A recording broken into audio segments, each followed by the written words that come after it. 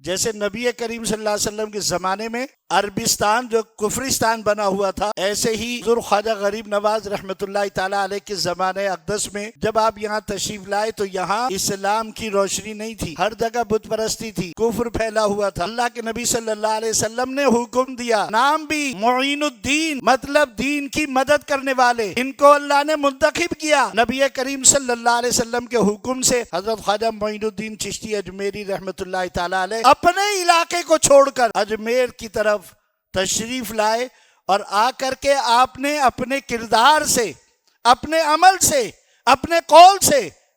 آپ نے جنگیں نہیں لڑی۔ آپ کوئی بہت بڑی فوج لے کر نہیں آئے تھے، جب گھر سے چلے تھے تو دو چار تھے، لاہور آئے، داتا صاحب کے یہاں اعتکاف فرمایا، اس کے بعد پھر آپ چلہ کشی کی، اور چلہ کشی کر کے جب اجمیر کی طرف گئے 40 افراد صرف آپ کے ساتھ تھے۔ یہ کوئی فوج نہیں تھی، لڑنے کے لیے نہیں گئے تھے، یہ اسلحہ لے کر نہیں گئے تھے، تلواریں لے کر نہیں گئے تھے، یہ دین کی روشنی، دین کی محبت لے کر گئے تھے۔